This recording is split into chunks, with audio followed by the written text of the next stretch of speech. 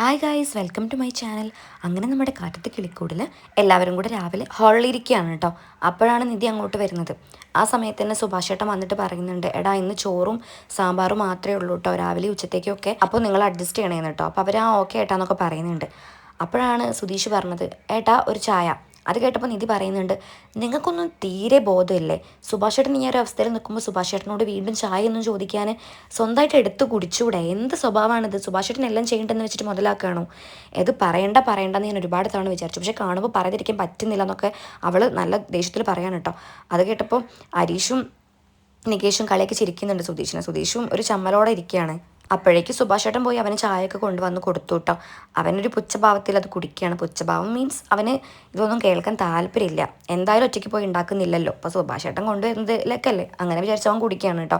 അപ്പോഴാണ് ഭാസ്കരൻ വരുന്നത്. ഭാസ്കരൻ വന്ന പാടെ കിച്ചണിലേക്ക് പോകുന്നുണ്ട്. എന്നിട്ട് പറയുന്നുണ്ട്, എന്താടാ അന്ന് ചായ ഒന്നും ആയില്ലേ? നിധി അതൊക്കെ നോക്കുന്നുണ്ട്. പിന്നെ അവൾക്ക് റിയാക്ട് ചെയ്യാൻ പറ്റുന്നില്ല. അച്ഛനല്ലേ റിയാക്ട് ചെയ്യണമെന്ന് അവൾക്ക് ആഗ്രഹമുണ്ട്. പക്ഷെ അവൾ മിണ്ടാണ്ട് ദേഷ്യം കടിച്ചമർത്തി നിൽക്കുകയാണ് കേട്ടോ. അങ്ങനെ ചോറും കറിയൊക്കെ എടുത്തിട്ട് അവിടെ ഹാളിൽ വന്നിട്ട് ഇരുന്നിട്ട് കഴിക്കുകയാണ് കേട്ടോ. അപ്പോൾ ആ സമയത്താണ് സുഭാഷ് വന്നിട്ട് സുധീഷിനോട് പറയുന്നത്, എടാ സുധീഷെ, വണ്ടി ഒന്ന് വേണമായിരുന്നു, എൻ്റെ ഒരു ഫ്രണ്ട് വരുന്നുണ്ട്, അപ്പോൾ അവർക്കൊന്ന് കറങ്ങാൻ വേണ്ടിയിട്ടാണ്, അപ്പോൾ നീ ഒന്ന് വണ്ടി സംഘടിപ്പിച്ച് കൊടുക്കണം. അപ്പോൾ അവൻ പറയുന്നുണ്ട്, 4000 വേണം, പൈസയൊക്കെ പറയാം കേട്ടോ. അത് കേട്ടപ്പോൾ സുഭാഷ് പറയുന്നുണ്ട്, 4000 അത് കൂടുതലാണ്, അവർ പാവങ്ങളാണ്. അപ്പോൾ അവൻ പറയുന്നുണ്ട്, അതൊന്നും പറ്റില്ല, 4000 തന്നെ വേണം. അത് മാത്രമല്ല മാത്യു ചേട്ടൻ സമ്മതിക്കൊന്നുമില്ലാന്ന്. അത് കേട്ടപ്പോൾ നിധി പറയുന്നുണ്ട്, അതിനെന്തിനാ വേറൊരാളുടെ സമ്മതം ചോദിക്കുന്നത്? നിങ്ങൾ ട്രാവൽസ് അല്ല, അപ്പോൾ നിങ്ങൾക്കറിയില്ല എത്ര ക്യാഷ് വേണം എങ്ങനെയെന്നൊക്കെ, അത് വേറൊരാളുടെ എന്തിനാണ് ചോദിക്കുന്നത്? അത് കേട്ടപ്പോൾ സുധീഷ് ആകെ പരിങ്ങിട്ടോ, കാരണം അവൾ ഇതിൽ പിടിച്ച് കയറുന്ന അവൻ വിചാരിച്ചിട്ടില്ല. അത് കേട്ടപ്പോൾ ഭാസ്കരൻ ഭയങ്കര പൊട്ടിച്ചിരുന്നിട്ട് പറയുന്നുണ്ട്, മോൾ എന്താ വിചാരിച്ചത് ഇത് ഇവൻ്റെ കമ്പനിയാണെന്നാണോ? അവൻ വെറുതെ തള്ളി വിട്ടതല്ലേ? അങ്ങനെയാണെങ്കിൽ ഇവരെന്തിനാണ് മുതലാളിനെ വിളിച്ച് ചോദിക്കുന്നത്? അവൻ വെറും കൂലിക്കാരൻ.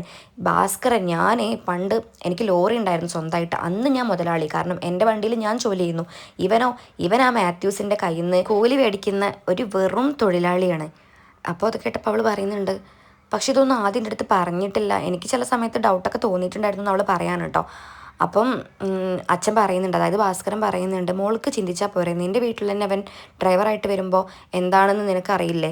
ഒരിക്കലും ഒരു മുതലാളി അങ്ങോട്ട് വരില്ലല്ലോ, അതും സ്വന്തം കാറ് പോലും അല്ല, അവിടുത്തെ വണ്ടി ഓടിക്കാനായിട്ട്. അപ്പോൾ അവൾ പറയുന്നുണ്ട്, പക്ഷെ അവിടെ പറഞ്ഞത് അങ്ങനെയില്ല, ട്രാവൽസിലെ വണ്ടി കേടായി എന്നൊക്കെയാണെന്ന്. അതിലിവരെല്ലാവരും കൂടെ കളിയാക്കി ചിരിക്കുന്നുണ്ട് സുധീഷാണെങ്കിൽ ആകെ പെട്ട അവസ്ഥയിൽ അച്ഛനെ പ്രാഗമാണ് കേട്ടോ. നിധിക്കാണെങ്കിൽ നല്ല ദേഷ്യം വന്നു എല്ലാം കൂടെ കേട്ടപ്പോൾ. അപ്പോൾ അവൾ പറയുന്നുണ്ട്, നിങ്ങൾ കാലകാലം കള്ളം മാത്രമേ പറയുള്ളൂ അല്ലേ, എന്തൊരു കള്ളനാണ് നിങ്ങൾ? അപ്പോൾ അവൻ പറയുന്നുണ്ട്, അല്ല നിധി, അന്ന് ഞാൻ എങ്ങനെയൊക്കെയോ കള്ളങ്ങൾ പറഞ്ഞു പോയി, ക്ഷമിക്ക്. അപ്പോൾ അവൾ പറയുന്നുണ്ട്, ഓക്കെ അന്ന് പറഞ്ഞത് ഓക്കെ, അതെല്ലാം പൊളിഞ്ഞല്ലോ, അപ്പോൾ ആ സമയത്തെങ്കിലും നിങ്ങൾക്ക് ഈ കാര്യം പറഞ്ഞുകൂടെ? അപ്പോഴും നിങ്ങളിത് സമർത്ഥിക്കാൻ നോക്കല്ലായിരുന്നോ? കള്ളൻ എപ്പോഴും കള്ളൻ തന്നെ ആയിരിക്കും എന്നൊക്കെ അവൾ നല്ലോണം പറയാൻ കേട്ടോ. എന്നിട്ട് പറയുന്നുണ്ട്, നിങ്ങളിനി ഒരു കാലത്ത് ഞാൻ വിശ്വസിക്കാൻ പോകുന്നില്ല എന്നൊക്കെ. അതും പറഞ്ഞ അവൾ അവിടെ നിന്ന് പോവാണ്. അപ്പോൾ സുധീഷ് ഇങ്ങനെ അവരോട് പറയുന്നുണ്ട്, എന്തൊരു കഷ്ടമെന്ന്. അപ്പം സുഭാഷ് ഏട്ടൻ പറയുന്നുണ്ട്, ഇനിയെങ്കിലും നിന്റെ കള്ളത്തരം മാറ്റി നല്ലവണ്ണം ജീവിക്കാൻ നോക്കടാ. അപ്പോൾ നികേഷ് പറയുന്നുണ്ട്, ഇത് ഇത്തിരി കൂടി പോയിട്ടോ സുധീഷ് ഏട്ടാന്നൊക്കെ. പിന്നീട് കാണിക്കുന്നത് നിധി ഡ്രസ്സെല്ലാം അലക്കി തോരടുന്ന രംഗമാണ് കേട്ടോ. അപ്പോൾ അവളുടെ അടുത്തേക്ക് സുധീഷ് വരുന്നുണ്ട്, അവളെ ഒന്ന് അനുനയിപ്പിക്കാൻ വേണ്ടിയിട്ടാണ്.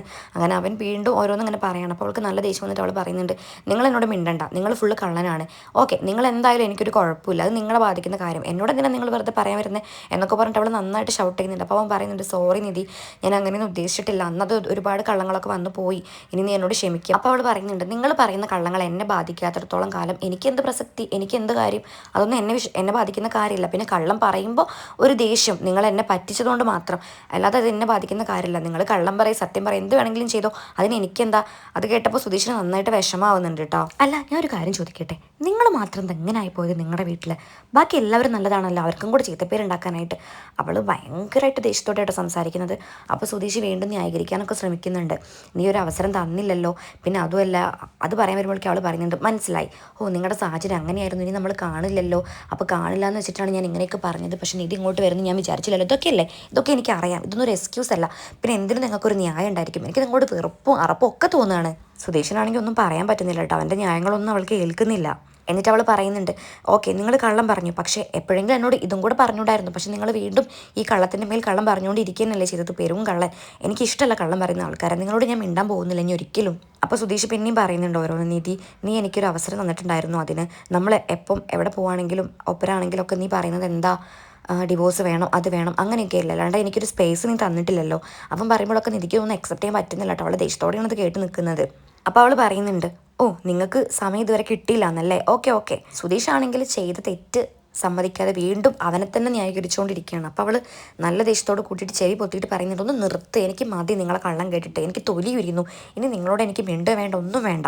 പിന്നെയും കയ്യിൽ നിന്ന് പോയ സ്ഥിതിക്ക് സുധീഷ് പിന്നെയും പറയുന്നുണ്ട്, നിധി ഒന്ന് ആലോചിച്ച് നോക്കിക്കേ, ഞാൻ ആരാ ശരിക്കും നിൻ്റെ? ഇപ്പം സുഭാഷേട്ടൻ നിൻ്റെ ഏട്ടൻ, നികേഷും ഹരീഷും നിൻ്റെ അനിയൻ, പിന്നെ ചാരായമുക്കി എന്ന് പറഞ്ഞ് ആൾക്കാർ പറഞ്ഞ് വിശേഷിപ്പിക്കുന്ന അച്ഛൻ വരെ നിൻ്റെ അച്ഛൻ. പക്ഷേ നീ എനിക്കൊരു ഫ്രണ്ടിൻ്റെ സ്ഥാനം പോലും തന്നിട്ടുണ്ടോ? പിന്നെ എങ്ങനെ ഞാൻ നിന്നോടെല്ലാം തുറന്ന് സംസാരിക്കും?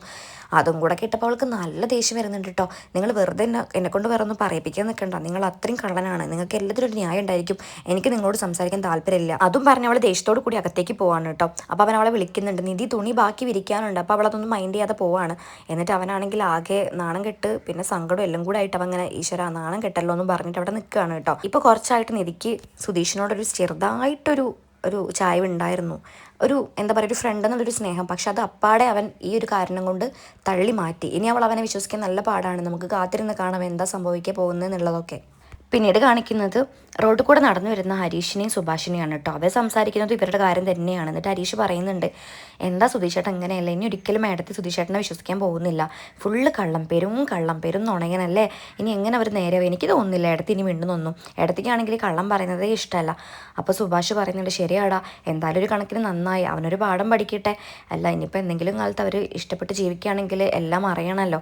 അത് കേട്ടപ്പോൾ ഹരീഷ് പറയുന്നുണ്ട്, അങ്ങനെയൊന്നും സംഭവിക്കാൻ പോകുന്നില്ല ഏട്ടാ, എനിക്ക് ഉറപ്പാണ്. അത് മാത്രമല്ല നമ്മുടെ സ്വാർത്ഥതയ്ക്ക് വേണ്ടിയിട്ട് ഇടത്തിന് ഇവിടെ പിടിച്ചു വെക്കുന്നത് ശരിയല്ലല്ലോ, അവർക്കും ഇല്ല അവരുടേതായ കാര്യങ്ങളൊക്കെ.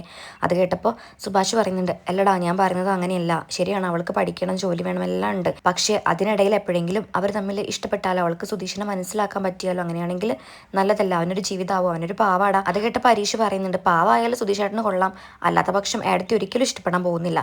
അങ്ങനെ അവർ ഓരോന്ന് പറഞ്ഞ് നടന്നു വരികയാണ് കേട്ടോ. അപ്പോൾ ഇതിൻ്റെ അടുത്ത ഭാഗം കാണാനായിട്ട് എൻ്റെ ചാനൽ സബ്സ്ക്രൈബ് ചെയ്യാൻ ആരും മറക്കണ്ട. അപ്പോൾ ഓക്കെ, ബൈ, താങ്ക്